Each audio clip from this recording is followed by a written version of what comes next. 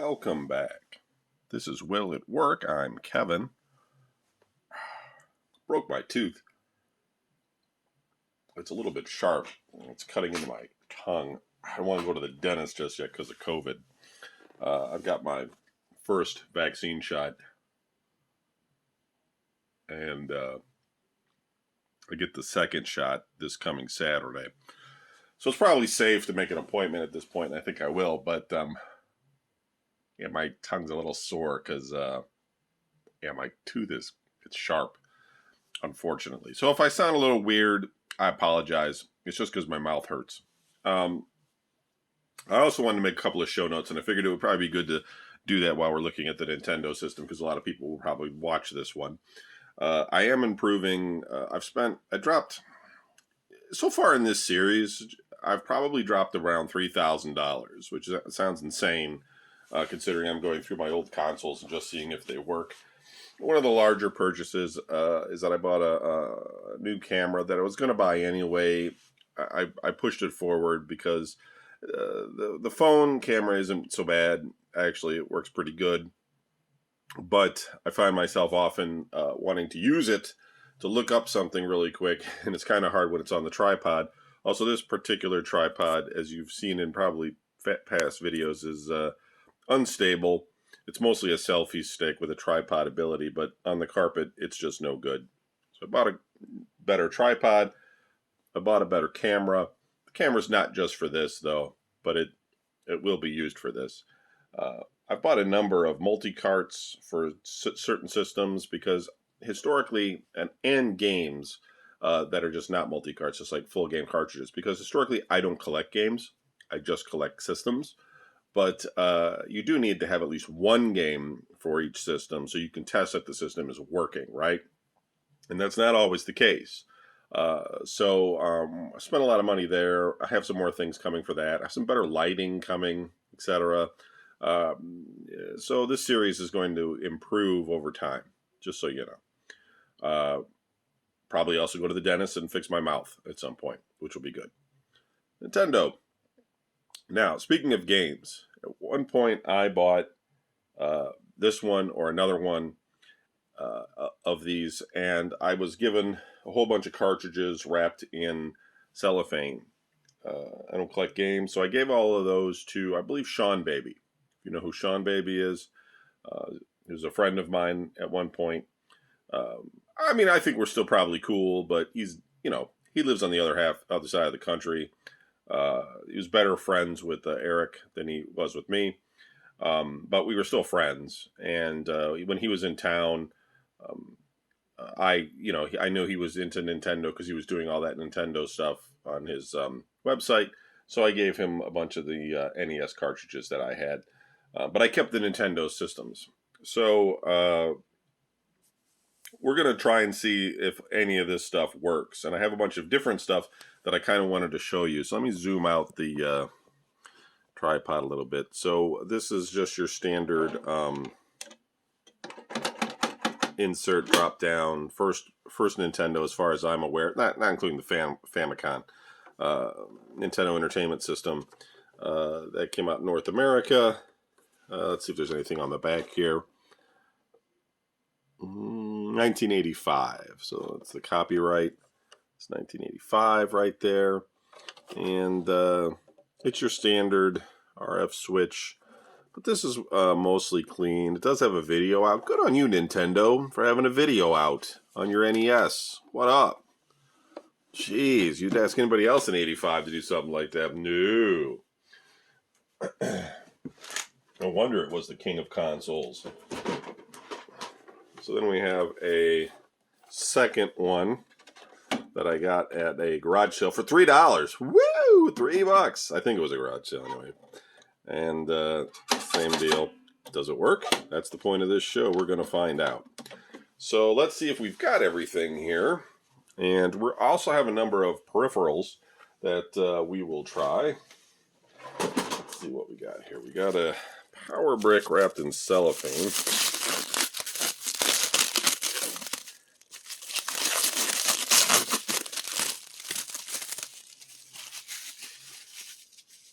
And so this is probably I mean, we know how old it is from 1985. Let's see if this one is also the same copyright. I'm sure it does. Yes, it does. 1985. And I've personally had this since no later than probably 2003. So we have a standard Nintendo AC adapter. Puts out 1.3 amp. Pretty good. Let's plug that in. I have to say, adapters, they don't really go bad very often. I've used a lot in this series so far, and I have not found one spark or blow out or anything. They just seem to be built out of components that just last forever. So we'll try the first one. See if a spark shoots out of it or anything. Okay. And let's just see if we get power. We do. So that's good. And we'll hook up the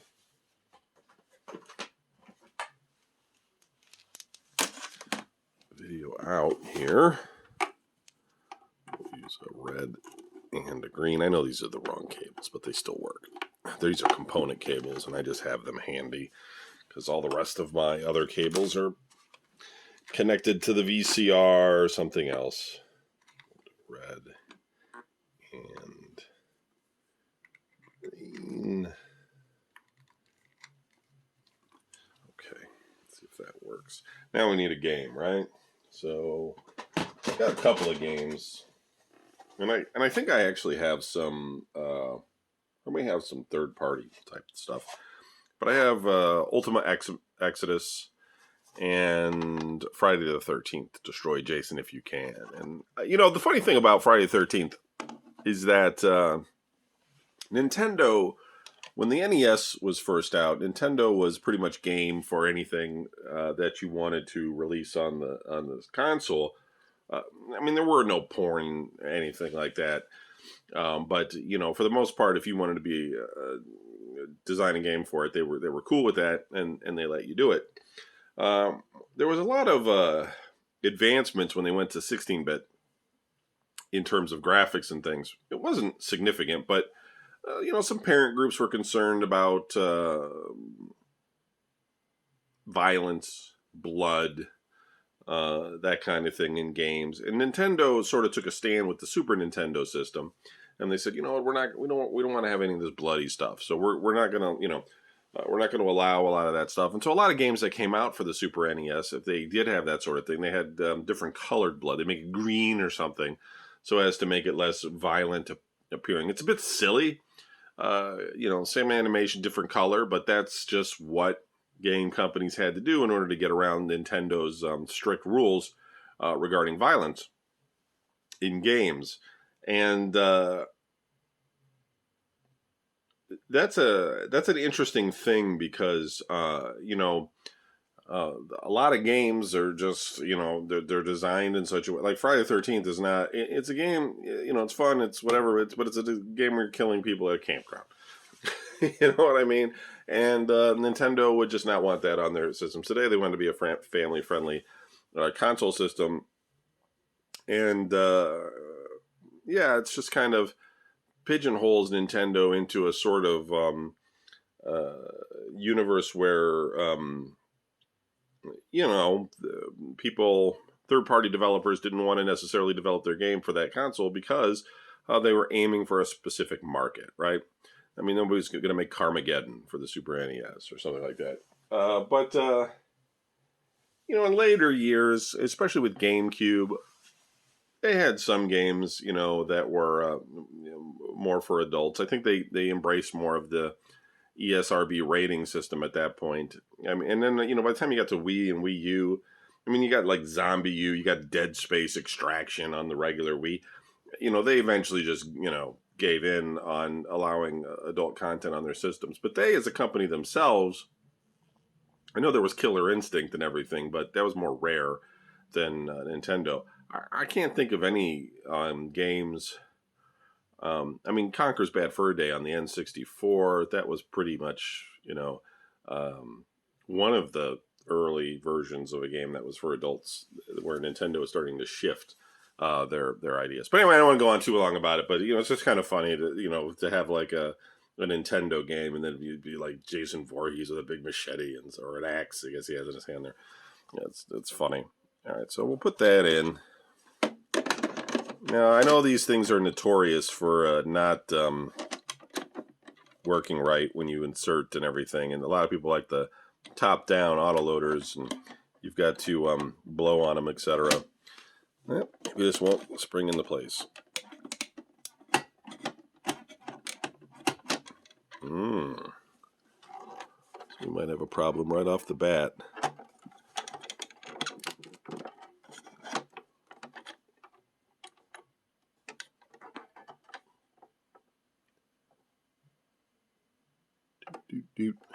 Oh, well, could be.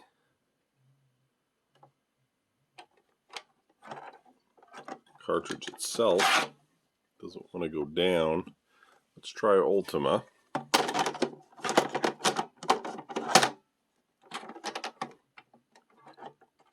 But I'm not getting that click click, right?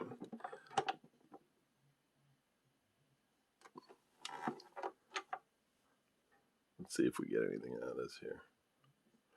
Do do do do do do do do. I think I got the wrong.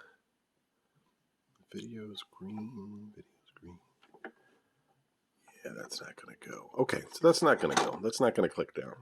All right, let's try the other one. That's a simple fix, but that may not be the only thing wrong with it. Gotta go back to red color, green input, and power. Let's see if a spark flies out. Okay. Let's try it again. Insert. Okay, that does lock into place. That's a good sign. Power on. We've got power. And we've got a flashing purple screen. And this is kind of blinking like it's got issues of some sort. So let's hit reset.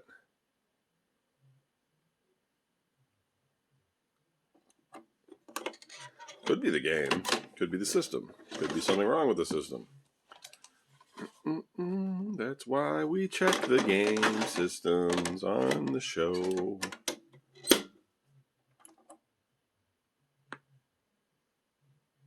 Still flashing.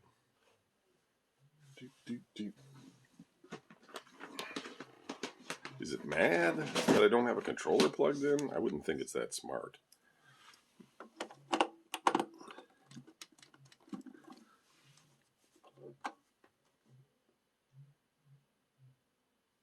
Let's see. Let's remove this. Pop that out. Just power it on. What does it do? Flashes. All right. I guess I'm going to have to look up and see what's going on with that. I'll be back.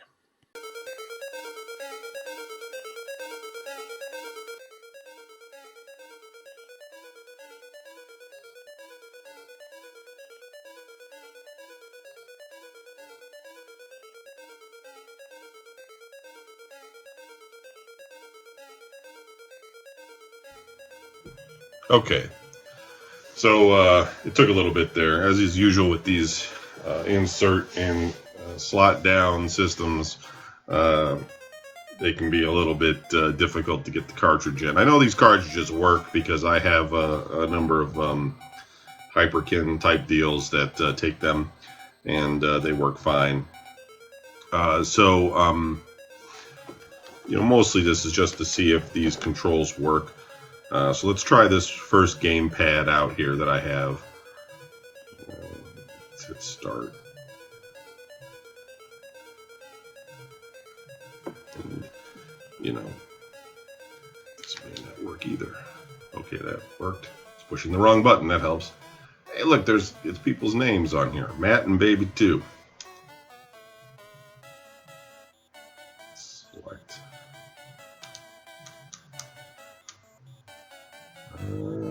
Let's just continue. I don't know what this guy's doing.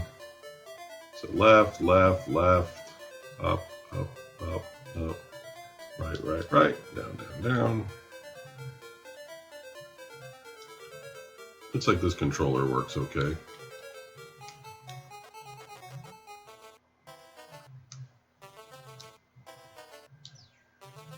Okay. Let's lose this one.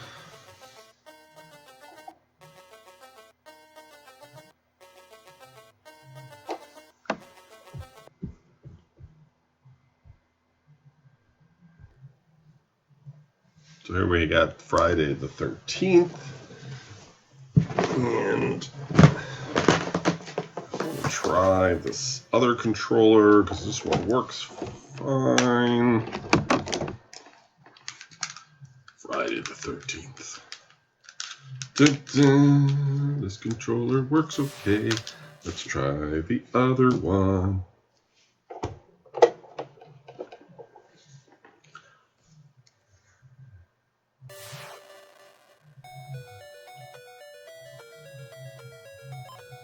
Maybe Paul.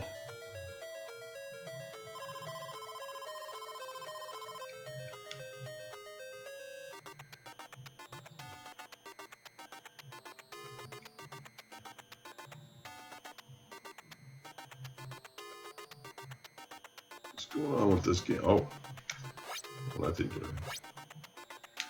Oh.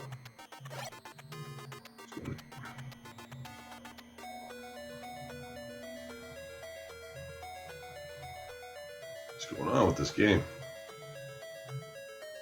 To be honest, I've never played this. I played the old Commodore 64 one. It's like Crystal Lake or something. This is totally different. Oh my god, how do I get out of here?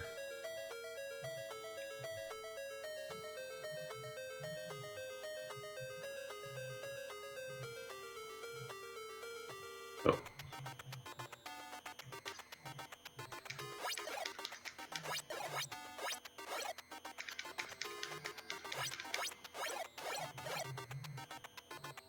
Paul's not scared of no zombies. Why are there zombies in Crystal Lake anyway? What's that about? Oh, it's this one. Hey, George.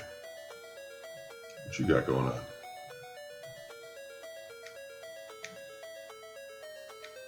I'm Paul. What's up, George? What George doesn't say anything? Oh, I can control all of them separately? Wow. All right, anyway, we're not going to play this game. Looks like this one works. So we'll switch back and we'll talk a little bit about some of the other peripherals I have. Hang tight.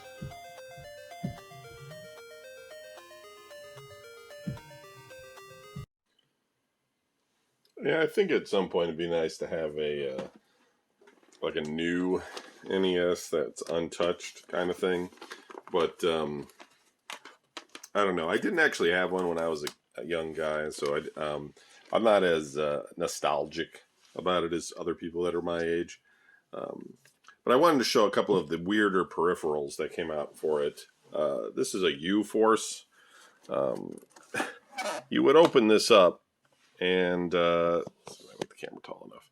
And there was like a sensor in here, and I don't know, like I guess you could play any game with this because it has like turbo buttons and game switches and things.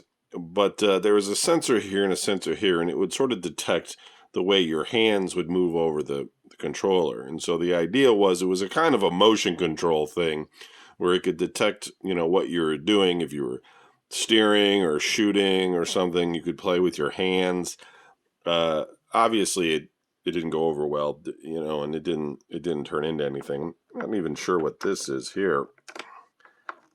Probably something went there, like a attachment that allowed you to do something like you were playing, and it would just track your hands. Almost like a very early version of Kinect, in a sense, of what they wanted to do. But I think it was more or less like, you were breaking some beams of light probably, you know, some infrared beams were coming out of this thing and you were just cutting them, and it would probably, you know, allow something to happen inside the game. U-Force, not a success. Interesting, but not a success. I do not own the Nintendo Power Glove. If you think I'm going to whip out the Power Glove, I don't have that. At least I don't think I do. Got the, not even going to untangle it, original gun, right? Zapper gun. It was good for duck hunt. Gun games are fun. I don't think people give enough credit to the old gun games. A lot of old gun games are fun to play. I also have a orange one as well. This is the Nintendo Zapper. I think there's a date on there. Looks like it's 85. So this was probably a different colored model of the same thing. What have you. I have a third gun as well, but I'll spare you. It's just of the normal gray. And got the exercise mat, play mat, right? So you could run on this and everything. It wasn't Dance Dance Revolution. This was meant for more like a Olympic style running game type of thing, but most kids would just get on the ground and smack this really hard if they wanted to go fast with it, you know. Yeah, something on the other side too with numbers, but yeah, I never really played it. It's just another way of doing control to make the games more interesting and fun. And there were a lot of things like this that you know, game companies were coming out with to see what would stick with kids and what wouldn't, and a lot of them were just cash grabs. This is the laser scope, right? And the idea is that you could use your voice to shoot in the game, and you know, it says like an optical targeting headset. This just gave you like a little bit of a zoom with your, you know, it's just a magnifying glass basically, and it was a headphones, and but basically you had to speak. So if you wanted to shoot, you'd be like pow pow pow pow pow pow pow pow pow pow pow pow, and after a while, like after about 10 minutes of that, you'd be like, I'm never doing this again. This is horrible. So this was not a success. This box got a little bit wet during a flooding incident I had some years ago. But yeah, laser scope games from Konami. But the laser scope's in here, and the laser scope's fine. Just the box is kind of taking a bit of a liquid bath, as you could say. It didn't get flooded so much as just like water was on the ground and it soaked into the boxes. The foam and everything inside is fine. But anyway, yeah, laser scope. Another weird thing for Nintendo. Ooh, dirty hands. Dirty box, dirty hands. Unfortunately, my Saturn boxes all got messed up like that too. And oh, my poor carpet needs a wash from all of these game consoles. So anyway, the Nintendo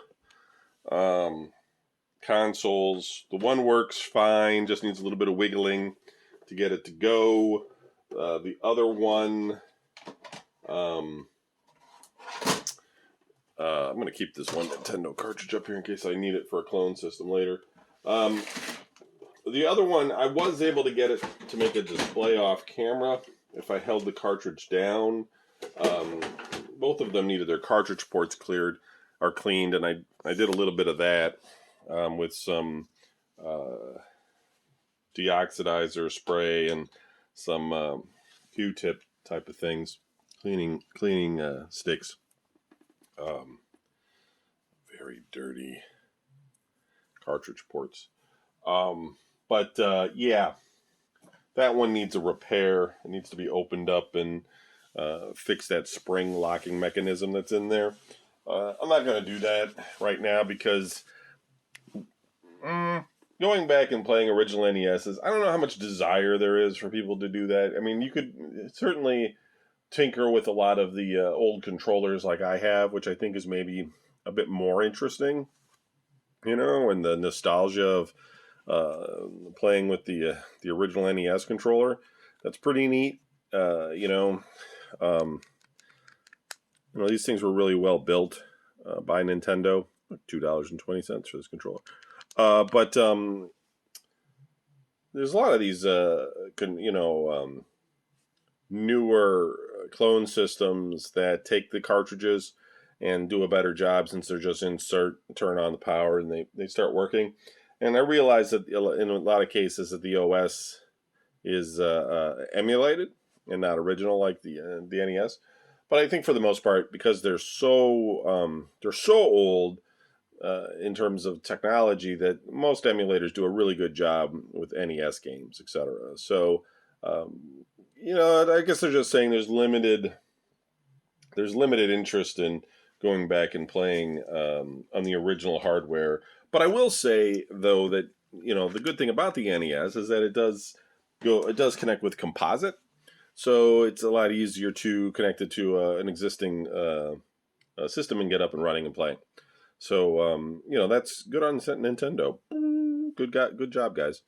I mean, this system took the world by storm. I was alive and everything, and quite aware of the gaming crash, because I was, a kid through most of it. And what I remember happening is, there were these original systems, like when the Atari 2600 was out. It was a force that is hard to describe. Like, it was just everything and everywhere. There were songs about video games. There were arcade machines everywhere. Every place you went had an arcade. Like, you went to a store, they had like a mini arcade inside the store. If you went to a fast food place, they'd have an arcade game. If you went to a bar, which I didn't, but if you did, there would be an arcade game. Bowling alleys had arcade games. I mean, arcade games were everywhere, and kids at home were playing Atari 2600 en masse, and there were constantly games coming out for it, like just, multiple games every week, tons and tons of new games released. Kids were always talking about new games, the new ones they got, etc. And, a lot of interest in playing arcade games at home. When Zaxxon came out, everybody wanted to play Zaxxon. It was terrible on the 2600, but that's how it was. And you would hear about newer game systems, that were on the horizon. And some kids would have these off systems, and that's how you would think of them. You would think of like an Intellivision or an Odyssey 2 as kind of like the non 2600. I think Intellivision probably had the best following in terms of like secondary systems, because it had the speech synthesizer in it, which was really, like, you had to buy it as an option, but it was really cool. It had a keyboard accessory. It could be turned into a full-fledged computer. It had the overlays that you could slide in and play, and it had good sports games, which, they were better than the ones that were on the 2600, and for most cases. And so the Intellivision had a certain cred. It was credible as a game system. It didn't have all the arcade games, which most kids wanted to play, but nobody really knocked the Intellivision for being a lesser system. It was just a different system. You couldn't say that about a lot of the other ones. And then what basically happened is just like the interest waned. Everybody kind of went towards home computers, right? Like, not the computers that we use today, but more of the 8-bit type of computers, the Apple II, the Commodore 64, and a variety of other lesser known ones that had come out at that time, because people were thinking, well, my kids are spending a lot of time in front of the game system at home. Let's get them something educational. These things run educational titles. I can do some word processing. My wife wants to be able to type out a letter like a word processor on it. Kids can do their homework on it, maybe. And most of that stuff never really materialized. It just became a game system for the kids, right? Parents didn't want to spend the time trying to learn it. A few did, mostly just to print things. Even the printers, though, back then were really crude. And, kids would maybe print something out for homework on it. But for the most part, they were just game systems with keyboards. But they would allow you to maybe get on a modem or something and go to a bulletin board system and trade games with people. That kind of thing. But it was mostly just a game system. But while that was going on, there was this crash of just game systems. Nobody wanted to buy a 5200 or a ColecoVision or a Vectrex or anything like that because it was, they had already owned one and now they were on the computers and they were playing games on computers, and that was kind of the thing. What Nintendo did, which was interesting, is, they came out with a full-fledged system with a number of new features that people wanted to use, right? The commercial had that Rob the Robot thing, which was like, wow, this thing comes with a robot. That captured a lot of kids' imaginations. Most Nintendos they sold didn't sell with the robot, but because, that was the more expensive one, and it was kind of a useless thing.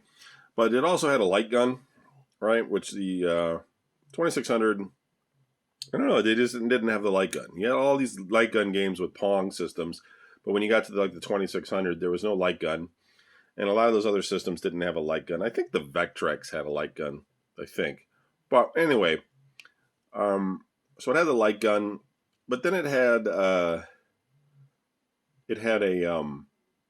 some arcade ports. Well, it's interesting because the ColecoVision had Nintendo support. So I can't sit there and say, well, it had Donkey Kong or anything like that, because ColecoVision had Donkey Kong. And, that was very successful. I think, it's probably the fact that Nintendo had Super Mario and Zelda and, the shooting game, Duck Hunt, that kind of stuff. They had like a really bunch of games, and kids just start talking. And they're like, hey, Nintendo's, you come over and play Nintendo. And it was just like, because computers, you had these load times with these discs, and it took forever and stuff. And here you just get the game, you pop it in, you sit down, you start playing. It's easy. It was easy. And a lot of people enjoyed that, and so it started to sell. Now, Sega, with their Master System, they were there. Like, if you went into a Toys R Us or some other toy store, you would see the Nintendo, and you would see all of it. And then to the side, you would see the Sega Master System, and they had a gun, and they had games, and they had arcade games. I mean, Sega made a lot of arcade games back then. And so it was a secondary system. It was not that popular, though. I don't know anyone that owned a Sega Master System at that time.